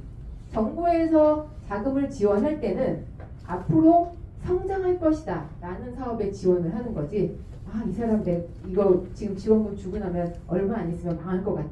이런 사업에다가는 절대 지원금을 주지 않습니다. 네, 그래서 성장 계획 굉장히 중요합니다. 성장 전략. 자, 그리고 우리 T는 팀입니다. 우리 팀이 어떤 역량과 전문성이 있다. 아니면 혼자 하시는 거면 내가 어떤 전문성이 있다. 라는 거를 강조를 해주시면 되겠죠. 자, 그래서 이런 방식으로 작성을 하셨을 때 정부 지원금을 받으실 수 있는 확률이 더 높아진다고 얘기를 합니다. 그래서 지원 사업의 목적과 키워드를 반영하고 구체적이고 객관적인 내용을 작성을 하시는 게 중요하고요. 그리고 성과 및 효과 명확히 제시하시는 것. 그 다음에 항상 이거는 어디나 다 마찬가지죠. 판매를 하시는 입장이시면 소비자의 입장에서 생각하셔야 되고, 그죠? 그리고 요거는 정부 지원금을 받으셔야 되는 거면 평가하시는 분들이 누구인지 생각을 하셔서 평가자의 관점을 고려해서 작성을 하시는 게 좋습니다. 그래서 보셔서 막 글자만 나열되어 있는 이런 사업계획서 절대 안 됩니다. 네. 글 그림이에요. 네. 블로그 쓰실 때도 마찬가지시죠. 그죠? 봐서 제대로 읽히지도 않는 걸 읽고 싶지는 않잖아요. 똑같습니다. 네. 그래서 사람이 다 평가하는 거기 때문에 들어가 봐서 잘 보이는 일목요연하게 특히 그래프, 표 이런 거 꼭 넣어주셔야 돼요. 그런 거 없이 그냥 말로만 설명하는 사업계획서 이거는 절대 채택되실 확률이 많지 않으신 그런 사업계획서입니다. 평가자의 관점을 고려하셔서 평가자가 보고 이 정도면은 괜찮네, 선정할 만하네 라는 그런 관점을 가지실 수 있게 그렇게 작성을 해주시는 게 좋을 것 같습니다. 네. 자, 사업계획서는 짧게 또 설명을 드렸고요. 그 다음에 이제 또 가장 중요한 부분이 될 수 있겠죠. 창업 자금. 네. 여기 창업을 하시려고 모이신 대표님들이시고 이미 창업을 하신 대표님들이시니까 자금 조달에 대해서 계획을 갖고 있으시기는 할 것 같아요. 자, 어떤 방법들이 있는지 한번 알아보겠습니다. 직접 자기 자본으로 하시면 제일 좋죠. 그죠? 네. 자기 자본으로 하시는 게 있을 거고요. 그 다음에 이제 타인 자본으로 하실 때 금융기관의 대출을 받으실 수도 있겠고, 법인의 경우에는 회사채를 발행하실 수도 있겠고, 그리고 정부의 정책 자금을 지원받아서 하실 수도 있을 겁니다. 그리고 정부 지원금을 받아가지고 창업을 하실 수도 있겠죠. 정말 많은 지원금이 또 2025년도에 대기를 하고 있기 때문에 꼭 지원금을 받으실 수 있는 그런 사업자가 되시기를 바라고요. 요거는 한번 꼭 작성해 보시기를 바라요. 창업 소유 자금표를 꼭 한번 작성을 해보세요. 뭐 내가 이거 작성한다고 이대로 되겠어? 라고 생각을 하실지 모르겠지만 작성을 해보시는 것과 해보시지 않는 것은 또 많은 차이를 만들어낼 수 있습니다. 그래서 대략적으로라도 어떤 비용이 필요할 것 같다라는 내용을 다 넣으셔서 그래서 이거는 이 정도 비용, 이거는 이 정도 비용 하셔가지고 정확하지는 않겠지만 어쨌든 전체를 합계낸 금액까지도 한번 대략적으로 러프하게라도 잡아보시는 것과 이것도 안 해보시고 그냥 뭐 한 얼마 정도 들겠지 라고 생각하고 하시는 것과는 차이가 많이 있을 수 있습니다. 그래서 창업 소유 자금표 꼭 작성해 보시는 것을 권유를 해드리고요. 창업자금을 조달하실 때 효과적인 방법 말씀드려 보면요. 뭐 좀 전에도 말씀드렸지만 정부나 지자체 지원 프로그램을 활용하시는 거 가장 좋죠. 그죠? 그리고 자기 자본하고 타인 자본을 대비를 했을 때 정부 지원금은 자기 자본이라고 보시면 되세요. 그죠? 나중에 다시 뭐 돌려드리는 자금이 아닌 지원금으로 받으시게 되는 경우는 본인 자본이신 거죠. 그 이외에 타인 자본이라고 하면 대출 뭐 이런 거를 받으시는 걸 텐데 자기 자본보다 타인 자본이 더 많이 있게 시작을 하신다. 그러면은 좀 힘드실 수 있습니다. 뭐 이거는 상식적으로는 다 그렇게 생각을 하시지만 실제 자금 계획을 작성하셨을 때 빚을 이만큼 내가지고 대출을 이만큼 받아가지고 내 자본은 이만큼밖에 없는데 시작을 하셔야 된다. 그러면 자본을 좀 더 모으시고 시작하시는 거를 권유드립니다. 알바라도 하셔가지고 자본을 먼저 좀 만드시고 난 다음에 자기 자본 비율이 타인 자본 비율보다는 좀 많을 때 그럴 때 시작을 하셔라 라고 말씀을 드리고요. 그리고 신용 보증을 해주는 그런 뭐 재단이나 기금을 활용을 하시면 그러면은 조금 더 저렴한 이자로 좀 더 많은 자금을 대출을 받으실 수 있는 기회를 가져가실 수도 있겠죠. 그래서 그런 것도 말씀을 드렸고요. 자, 주요 지금 소상공인 정책 자금의 주요 지원 항목 한번 쭉 말씀드려 볼게요. 일반 경영 안정 자금, 성장 기반 자금, 특별 경영 안정 자금, 소공인 특화 자금, 제도전 특별 자금, 청년 고용 연계 자금, 저신용 소상공인 자금, 긴급 경영 안정 자금. 여기 나열한 것 이외에도 굉장히 많은 정부의 지원과 정책 자금들이 있습니다. 그런 거를 잘 알아보시고 사업을 진행을 하실 때 자금 조달을 도움을 받으시기를 바라고요. 정부 지원 사업 및 보조금에 대해서 안산시와 경기도에서 하는 것만 제가 그냥 조사해가지고 가져와 봤거든요. 그래서 안산시 청년 창업 활성화 지원 사업이 있습니다. 지원 대상은 만 39세 이하 안산시에 거주하시는 예비 창업자 분들에 해당이 되시고요.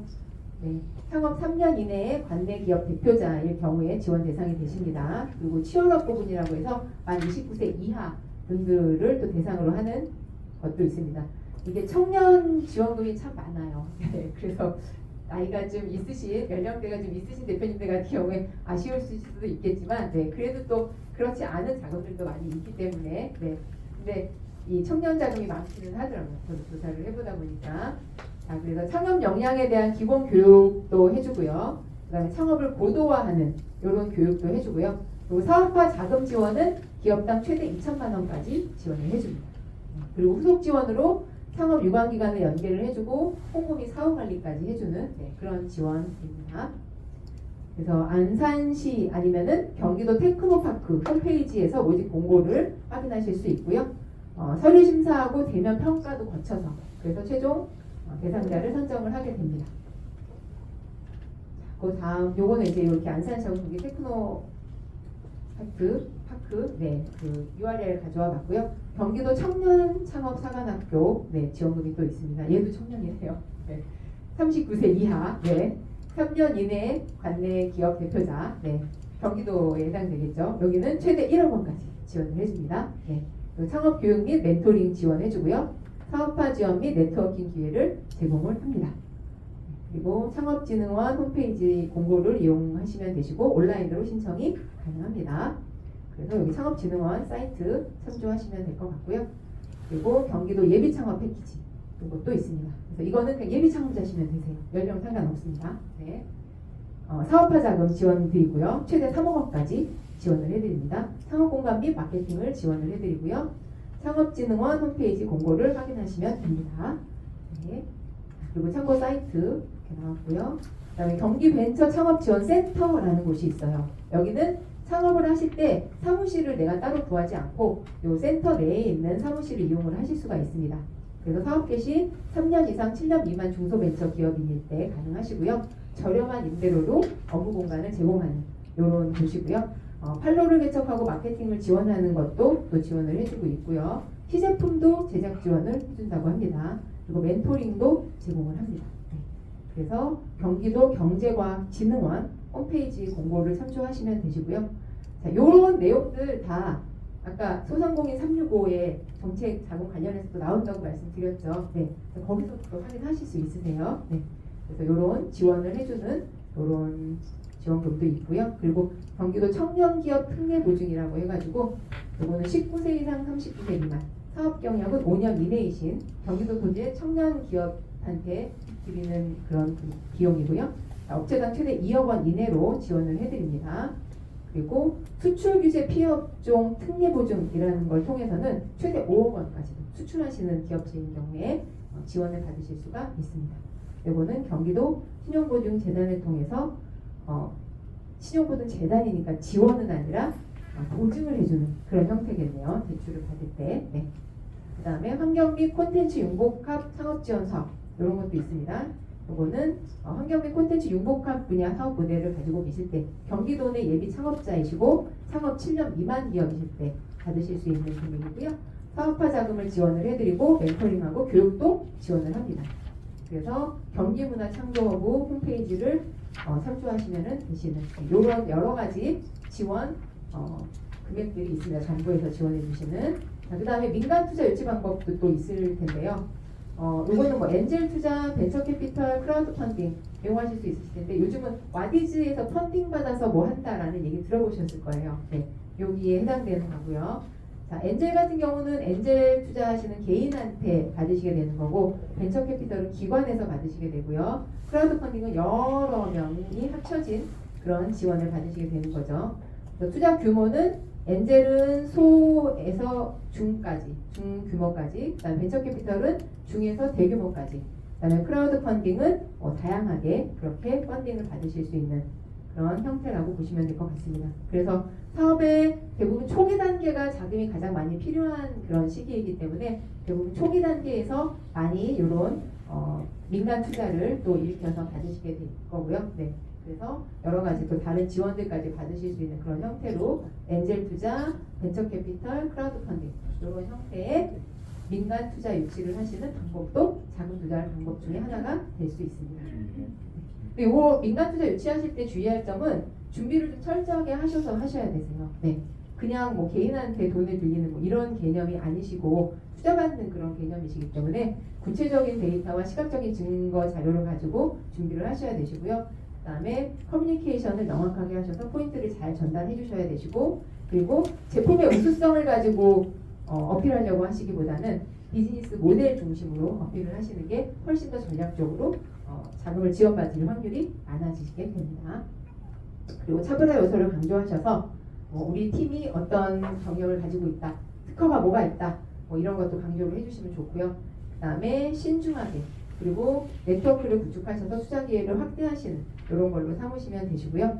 자, 그래서 계약할 때 조건도 꼭 확인을 하셔야 됩니다. 이거는 계약서를 쓰고 받으시게 되는 투자금이 되시는 거잖아요.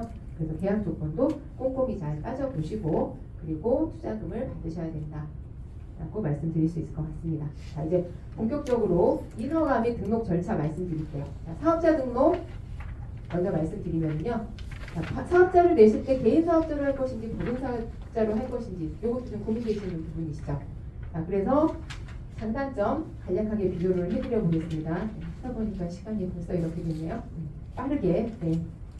달려보겠습니다. 네, 자, 개인 사업자 소득 및 부채는 개인에게 귀속되는 거고요. 법인 사업자는 법인에 귀속이 됩니다. 네, 법인은 법적인 인격체를 하나 만드는 거다라고 생각하시면 되세요.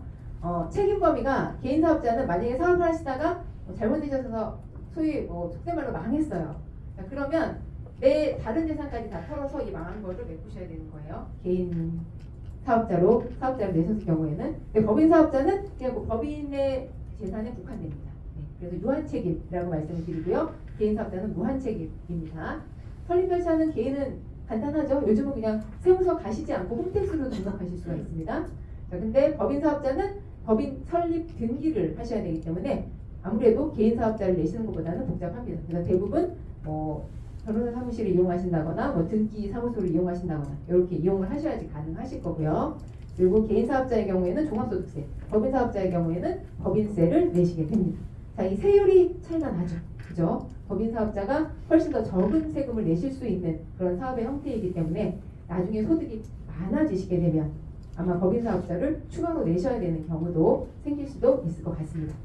자, 그리고 운영 관리는 개인은 간단하고 법인은 복잡하고, 그 다음에 자본금 요즘 법인도 자본금 없이도 또 설립을 하실 수가 있어가지고요. 이렇게 약간의 차이가 있다. 투자를 유치하는 데 있어서도 개인은 아무래도 개인 신용에 의존하기 때문에 제한적이고, 법인 사업자는 주식을 발행한다든지 이런 게 가능하기 때문에 조금 더 용이하다라는 말씀 드릴 수 있을 것 같습니다. 네.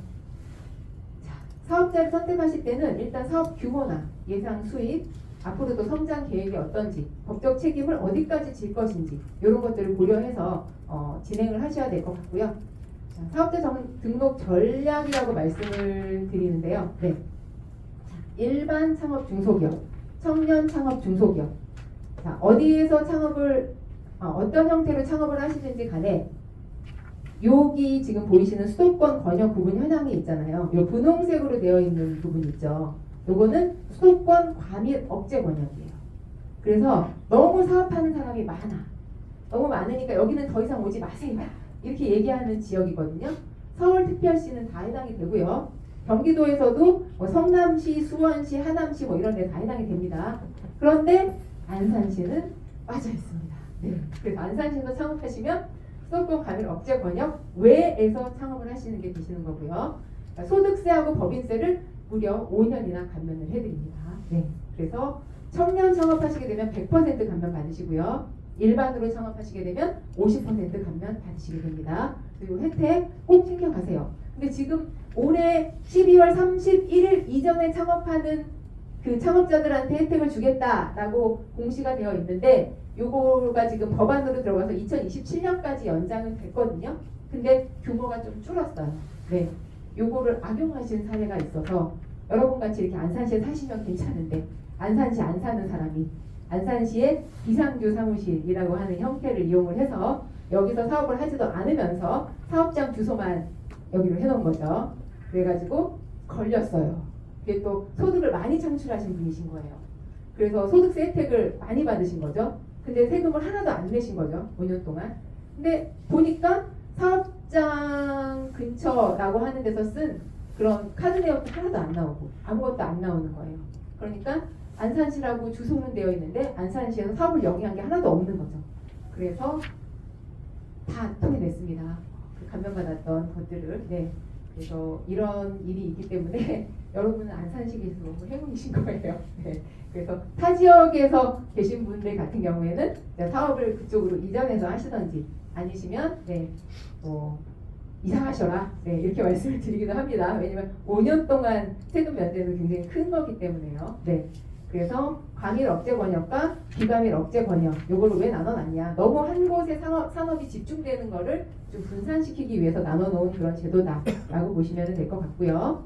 자, 그래서 안산시는 과밀 억제 권역이 아니라 성장 관리 권역에 들어갑니다. 네. 그래서 아까 보기 과밀 억제 권역에서 빠져 있는 걸 보실 수가 있으시고요. 세액 감면을 신청하실 때는 종합소득세 신고하실 때 세액 감면서를 제출하셔야 되세요. 안 내시면 그냥 알아서 감면 안 해줍니다. 네. 그래서 종합소득세 신고하실 때 세액 감면서 제출하셔서 그래서 이 혜택을 받으시기를 바랍니다. 네. 신청 기간은 법인세로 하실 때는 매년 3월에 법인세 내실 때 하시면 되시고요. 소득세는 매년 5월에 소득세 내실 때 하시면 되십니다. 그래서 소득세 신고하실 때 꼭 챙기셔가지고 진행하시기를 바라고요. 자, 감면 대상 업종. 여기 보시는 이런 업종들이 다 감면 대상 업종이 되고요. 네, 웬만하면 다 들어갑니다. 네. 그리고 전자상거래를 하는 통신판매업 이런 것도 다 해당이 되고요. 음식점업 뭐 다 됩니다. 네. 그리고 광고 대행업 아까 유튜버들 말씀드렸었죠. 미디어 콘텐츠 창작 뭐 이런 경우에도 다 감면 대상 업종에 들어갑니다. 그래서 웬만하면 들어가기 때문에 네, 요 혜택 꼭 챙겨 받으시기를 바랍니다. 자, 그래서 감면 지역별로 청년 창업 중소기업 최대 100%, 일반 50% 됐습니다. 네, 그다음에 수도권 과밀 억제 권역이다 하더라도 청년으로 창업하시면 50% 할인을 받으실 수 있으세요. 그래서 안산시가 아니시더라도 뭐 서울시에서 창업을 하시더라도 50%는 감면 받으실 수 있으니까 그 혜택도 꼭 챙기시기를 바라고요. 자, 청년 창업이다라고 하면 100% 받으시는 그 기준이니까요. 자, 만 15세에서 34세 이하. 근데 남자분들 같은 경우에 34세에 군복무 기간은 34세에 포함을 안 시켜요. 그래서 만약에 군복무 기간이 2년이 있으시다. 그럼 36세까지 적용 받으실 수 있으신 거예요. 그리고 요거를 신청하는 해에 그 해에 34세 이하면 되세요. 내가 신청하고 나서 5년이면 그 뒤에 34세에 받았으면 39세까지 받으실 거잖아요. 뭐 뒤에 넘어가는 건 상관없어요. 신청하는 해에만 34세 이하이시면 되는 거예요. 네, 그래서 이렇게 받으시면 되고 법인 같은 경우에는 대표자가 청년창업 중소기업이다. 이러면 또 법인세가 면제가 됩니다. 자, 그래서 감면 대상 지역 안산시 들어가죠. 그래서 빨간 표시를 해왔습니다. 네, 이런 경기도 지역들이 해당이 되고요. 자, 2020 내년부터 변경되는 사항. 그 걸리신 분 때문에 이렇게 됐어요, 사실. 네. 자, 그래서 원래는 5년에 100% 아니면 일반인 경우에 5년에 50% 해줬었는데 지금은 5년에 25%, 5년에 75%, 청년일 경우에 5년에 75%로 바뀐다고 해요. 네, 이렇게 변경이 될 거라고 합니다. 법안이 통과가 되어야 되는데 아직 통과는 안 했어요. 그래서 근데 아마 이건 통과시키지 않을까 생각을 합니다. 네, 그래서 요거 확인하시면 되시고요. 네. 그다음에 사업자 등록 방법. 요거는 너무 쉬워서 일일이 설명 안 드려도 되죠. 그죠? 네. 요즘은 유튜브에다가 사업자 등록 방법이라고 검색하시면 어마무시하게 많이 나올 겁니다. 네. 그래서 직접 세무서에 방문하셔서 하셔도 되시고 홈택스에서 하셔도 됩니다. 근데 한 가지 꼭 기억을 해두셔야 될 거는 사업용 계좌를 반드시 등록을 하셔야 돼요. 사업용 계좌 등록 안 해놓으시면 나중에 과태료 나오실 수 있어요. 네. 그래서 사업용 계좌 꼭 등록을 하시고요. 그리고 필수는 아니지만 사업용 카드도 등록을 하세요. 대표자 개인 이름으로 된 카드면 아무거나 상관없거든요. 카드 30개까지 등록할 수 있으세요. 가지고 계신 카드 전부 다 등록해두세요. 홈택스에다가. 그러시면 나중에 세금 신고하실 때 그냥 거기 카드 사용 내역으로 바로 그냥 자동으로 세금 신고하실 때 적용이 되기 때문에 훨씬 더 편리하게 사업을 운영하실 수가 있습니다. 그래서 사업용 계좌하고 사업용 카드 꼭 홈택스에다 등록을 해두셔야 된다는 거 요거 꼭 기억을 해주시고요. 필요 서류 이렇게 있습니다. 이것도 인터넷 찾아보시면 다 나와 있고요. 네, 그리고 웹사이트 접속하셔가지고 신청하시는 방법 있습니다. 네. 자, 그다음에 프랜차이즈 창업하시는 경우 혹시 프랜차이즈 창업 생각하시는 분 있으신가요? 아무도 없으신가요? 네, 왜 넘어가 되나요? 자, 프랜차이즈 창업하실 때 이 공정거래위원회 가맹사업거래 여기를 꼭 들어가셔가지고 기존 그 프랜차이즈의 그 보고서 이런 거를 확인을 해보시고 가맹을 하셔라, 가입을 하셔라. 그렇게 꼭 말씀을 드립니다.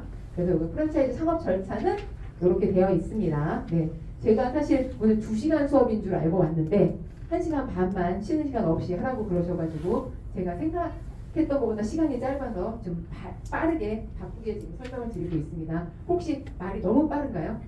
괜찮으신가요? 네, 알겠습니다. 오늘 요즘 또 빨리 듣기가 익숙해져 있으신 상황이시라 우리 유튜브도 다 빨리 듣기를 보고 있잖아요. 네, 최대한 다 정보를 드리고 갈 수 있도록 그렇게 하겠습니다. 자, 그래서 이렇게 프랜차이즈 계약하실 때 계약서 제대로 잘 써야 된다는 거. 이건 뭐 누구나 다 아실 것 같아요. 그래서 프랜차이즈의 형판까지도 다 조사를 해보시고 나서 프랜차이즈에 가맹을 하셔라 라는 거 말씀드리고요. 자, 업종별로 필요한 허가 말씀드릴게요. 자, 오프라인 매장의 인허가, 일반 판매업과 식품 관련 업종 인허가가 좀 다르죠. 이 부분 설명을 드릴게요.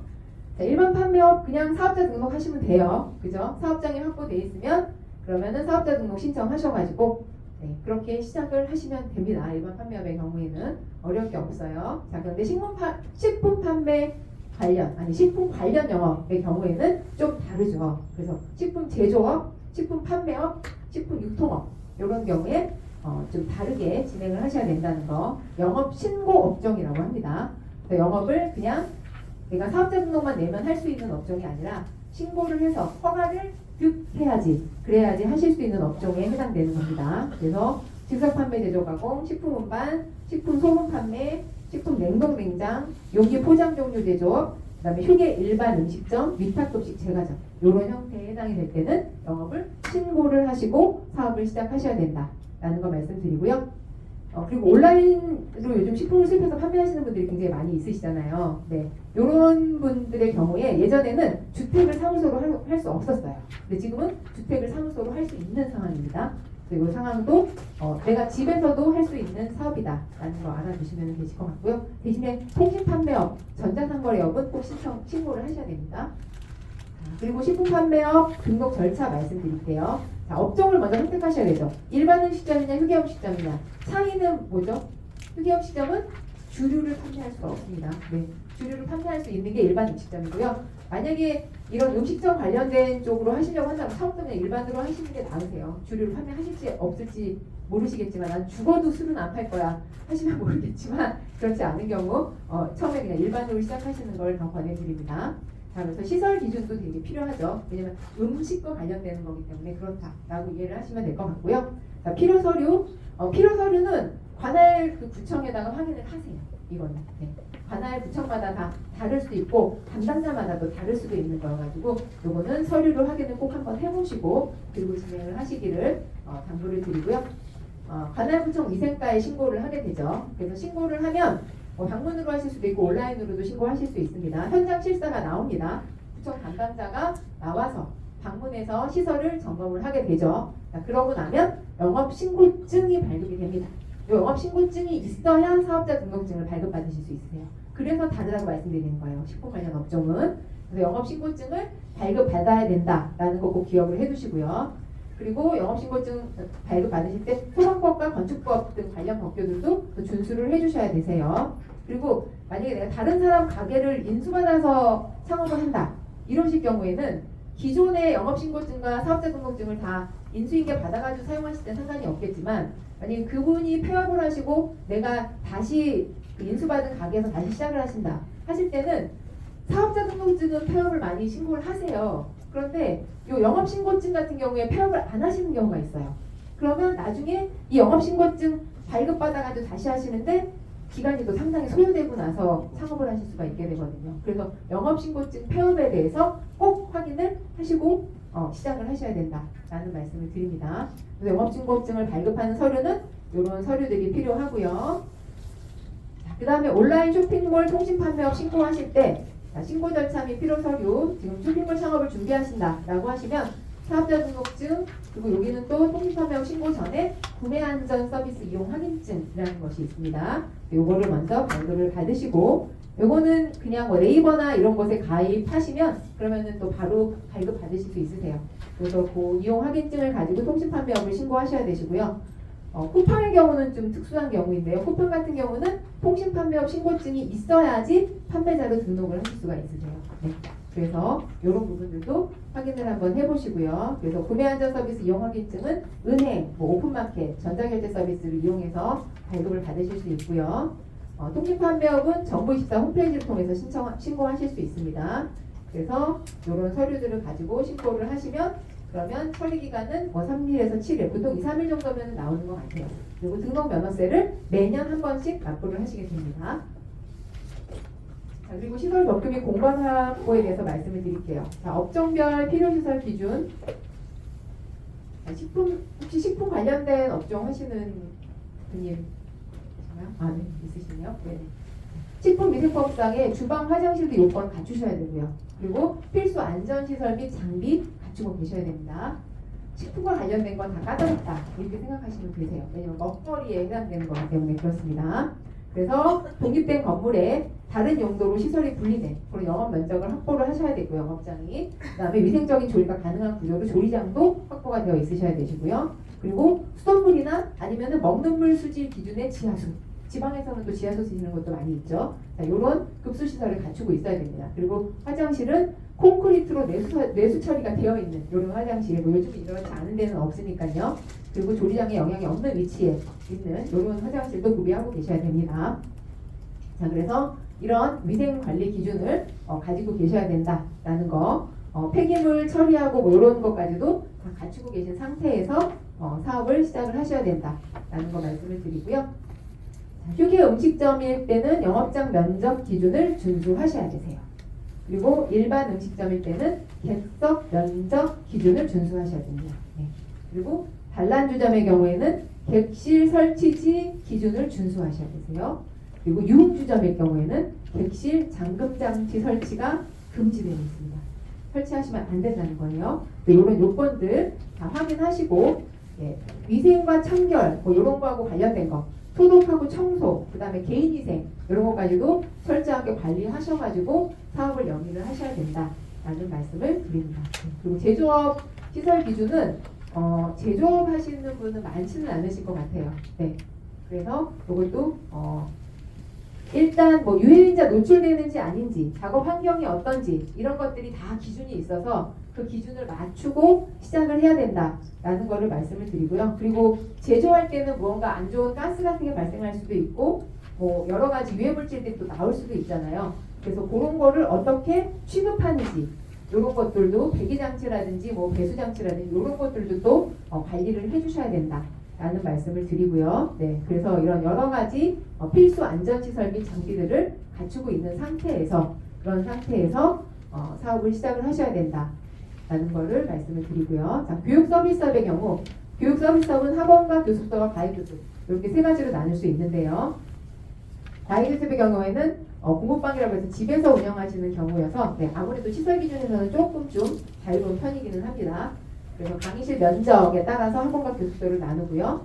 그래서 학원, 교습소 설립하시는 혹시 학원이나 교습소 관련된 업종으로 하시려는 분이 계실까요? 없으신가요? 네, 그럼 이것도 네. 이렇게 강의실 면적이라든지 시설 기준이라든지 화장실 설치 기준이라든지 학원은 또 남녀 구분이 되어 있는 화장실이어야 돼요. 네, 이런 기준을 갖추고 있어야지 가능하다라는 거. 네, 그리고 소방시설 굉장히 중요합니다. 학원 건물을 만약에 임대를 하시려고 생각을 하신다. 그러면은 새로 지은 건물인 경우에도 소방시설 기준이 맞지 않는 경우들도 많이 있어요. 그래서 그런 거에 관련된 컨설팅을 먼저 한번 받아보시고 그리고 나서 진행을 하시는 거를 권유를 드립니다. 그리고 삼가 건물 임대차 관련한 법규를 말씀을 드릴 텐데요. 자, 임대차 보호법에서 가장 중요한 단어들은요. 일단 대항력을 갖추셔야 돼요. 자, 대항력이라는 건 뭐냐면 내가 사업자 등록을 내셔야 돼요. 그 주소에다가. 그리고 실제 사업을 영위를 하셔야 돼요. 그래야지 대항력을 가지십니다. 자, 그렇게 되셨을 때 소액 보증금 우선 변제권을 가져가실 수 있고요. 계약갱신 요구권도 가져가실 수 있습니다. 그리고 차임 증감 청구권이라는 것도 있는데 요거는 또 임대인에 해당되는 거여서요. 네. 자, 대항력이라는 거는 임차인이 상가 건물을 인도받고 사업자 등록증을 신청한 경우에 네, 요거에 대항력이 생긴다라고 보시면 되시고요. 소액 보증금 우선 변제권은 보증금이 6,500만 원 이하일 때 요때 먼저 배당을 해드리는 거죠. 만약에 그 건물에 문제가 생겼거나 보증금을 돌려받지 못하는 그런 상황이 생겼을 때 그랬을 때 요 소액 보증금을 먼저 돌려주겠다. 그리고 여러 명이 소액 임차인이 있다라고 하면 순위 없이 나눠서 받습니다. 네. 만약에 내가 평수가 나는 50평이고 저기는 10평이야. 그래서 따로 받는 게 아니라 그냥 똑같이 n분의 1로 받는다라고 생각하시면 되세요. 자, 그리고 계약갱신 요구권 요것도 중요하죠. 그죠? 첫 계약일로부터 총 10년이 되기 전까지 요 계약갱신 요구권을 요구를 하실 수가 있고요. 웬만한 이 소상공인에 관련된 법은 다 임차인 기준으로 만들어져 있다라고 그렇게 기억을 하시면 되세요.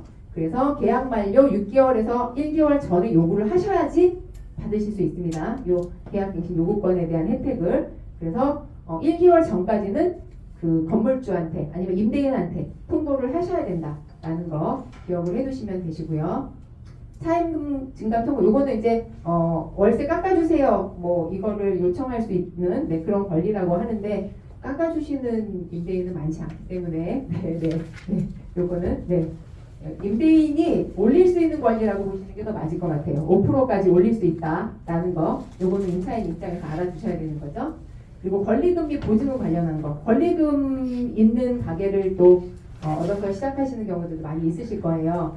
자, 권리금 회수 기회 보호 기간은 6개월 전에서 계약 종료까지입니다. 그리고 새로운 임차인을 스스로 찾아야 돼요. 그래서 나 이 사람한테 이 권리금 받고 넘길 거니까 계약 변경해 주세요. 이렇게 임대인한테 요구를 하시는 거세요. 권리금을 받으려고 하는데 임대인 보고 새로 들어오는 임차인 구해주세요. 이건 안 됩니다. 임차인이 직접 찾으셔야 되는 거예요. 네, 이건 건물 소유자가 변경될 때도 계속 유지가 됩니다. 그리고 보증금 반환 청구 절차는 계약 만료된데 보증금이 회수가 안 될 때, 요럴 때 요 반환 청구 절차를 이용하실 수가 있고요. 빠른 재판으로 1회로 종결해서 빨리 임차인이 보증금을 돌려받으실 수 있게 그렇게 지금 운영을 하고 있습니다. 그래서 못 받을 것 같다 이럴 때는 빠르게 신청하시는 게 좋으세요. 요거는 그리고 상가점포 계약하실 때 이렇게 여러 가지 이 법들에 의해서 임차인을 보호하고 있는 게 많이 있기 때문에 임차인 보호 관련된 이런 법들에 대해서 잘 기억을 하시고 요 법에 대한 보호를 잘 받으시기를 바라고요. 네, 자 임대료 요 환산보증금이 기준을 초과할 때는 법 적용이 안 된다라고 나와 있는데요. 요거는 보증금의 월세가 있잖아요. 월세 곱하기 100을 해서 서로 두 개를 더하는 거예요. 자 이렇게 했을 때 환산보증금이 만약에 1억에 월세 200이면 환산보증금 3억이 되는 거거든요. 자 여기 보시면 이게 너무 안 보이시려나요? 자 요 지역 지금 안산 같은 경우에 여기에 해당이 됩니다. 자, 5억 4천만 원 이하여야지 혜택을 받으실 수 있으세요. 요거는 환산보증금이 5억 4천만 원 이상이다. 그러면 아까 말씀드렸던 그 임차인을 보호하는 그런 법률들의 혜택을 받으실 수 없는 조건이 되실 수 있는 거예요. 그래서 환산보증금 뭐 이렇게 많이 주고 들어가시는 경우가 많지는 않겠지만 네 어쨌든 이렇게 환산보증금 계산해 보셔서 요거고 5억 4천만 원 이하인 그런 점포를 얻어가지고 운영을 하시기를 바랍니다. 네. 그래서 요거는 뭐 그냥 넘어가도 되는 것 같고요. 다른 거는 다 설명을 요거는 그냥 제가 전체 한번 랩업하기 위해서 올려놨던 자료고요. 자 이거는 오픈 그 타임테이블이라고 해서 오픈하실 때 한번 여러 가지 이 내가 해야 될 일들에 대해서 한번 쫙 나열을 해보시고 요거를 됐는지 안 됐는지를 확인하시면서 아니면 날짜를 기입하시면서 그렇게 진행을 하시는 게 중요하다라고 말씀을 드리고요. 그래서 기획 및 마케팅 단계에서 하셔야 될 일들, 그 다음에 메뉴, 그리고 식재 관련된 그런 초도 물품을 갖추실 때 해당되시는 그런 내용들, 그리고 운영 관련해서 지금 교육 관련이라든지 매장 필요 물품이라든지 뭐 이런 거, 그 다음에 인허가 관련해서 이런 여러 가지 요런 그 순서들이 다 있거든요. 요런 거를 한번 점검을 하셔가지고 그래서 체크리스트를 가지고 시작을 하시는 게 굉장히 중요할 것 같다라고 생각이 됩니다. 네, 요런 체크리스트도 검색해 보시면 나올 거예요. 아마. 네네. 그래서 검색해 보셔서 지금 기존에 제공해주고 계시는 분들이 많이 있으시니까 그런 분들 통해서 받으셔가지고 활용을 한번 하셔서 철저한 준비를 하시고 시작을 하셔야 그래야 성공하실 수 있는 것이 요즘의 사업 환경이다 보니까 네, 꼭 창업 잘 하셔가지고 성공하시기를 네, 진심으로 바라겠습니다. 이상 마치겠습니다. 네. 질문도 못 받겠네요.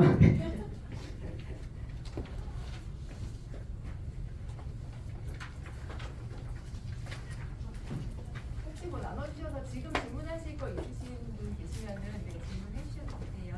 네.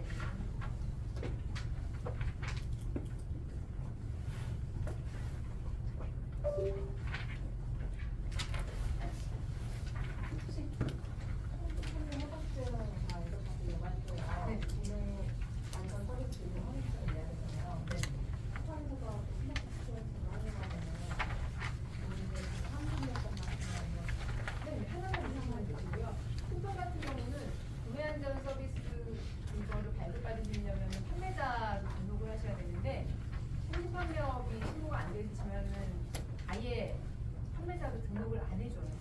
그래서 쿠팡은 아마 구매하는 서비스 확인증을 받으실 수가 없으실 거고요. 네이버에서 네이버만 받으면 네네 판매자로 입점만 되시면 그러면은 그건 그냥 바로 받으세요. 네. 아까 그 수학용 카드는 50개인가 30개 된다고 했잖아요. 네. 그러면 계좌번호는 계좌는 아마 하나만 혼자만 하는 사업용 계좌 하나 등록하셔야 돼요. 하나만 등록하는 네. 하나만 등록하면 되는 거죠. 부업종 좀 여러 개 있으면은 그냥 사업장 다 따로 많이 하세요. 근데 하나만 등록해 놓으시면 될 거예요. 왜냐면 이거는 사업용 계좌 아닌 걸로 막 자금이 많이 왔다 갔다 하는 거를 통제하기 위해서 계좌를 등록하라고 하는 거기 때문에 네. 굳이 여러 개 등록 안 해도 돼요. 부업종 안 할 때는 그냥 카드로 나가서 쓰는 게 나아요. 이러시는 게 나을 수도 있고요. 체크카드 쓰시는 게 제일 좋아요. 신용카드 쓰시는 것보다 체크카드 쓰시는 게 좋아요. 신용카드 포인트 걱정되시는 게 좋아요. 그래서 신용카드를 쓰시다 보면 사업할 때 막 급하니까 막 카드 있잖아요. 그러면 나중에 그게 다 내 계좌로 돌아오게 되거든요. 그래서 꼭 지금 여러 통장 이렇게 분리하셔가지고 통장 분리하시면 너무 좋아요. 무조건 분리하셔야 돼요. 근데 올라가는 건 하나밖에 안 되면은 아, 근데 그거는 거기 올린다고 해서 그걸로 뭐 세금을 이거 뭐 신고할 때 그게 그 지표를 가지고 확인을 한다거나 이런 게 아니고요. 그러니까 사업 통장이 아닌 그 통장으로 자기 거래를 많이 할까봐 그럴까봐 홈페이지에다 등록을 하는 그런 부분이기 때문에 그건 다안 해주시면 되죠. 통장. 해주시면 돼요. 사실 더 감추고 싶어 하는 게 웬만하면 근데 요즘은 감출 수 있는 게 없어요. 근데 너무나 AI가 발달을 해가지고 콘텍스 AI가 또 최고거든요. 정말 모든 걸 다 잡아냅니다. 네. 그래서 웬만하면 절세는 괜찮지만 탈세, 뭐 불법 이런 거는 그냥 아예 생각을 안 하시는 게 좋아요. 네.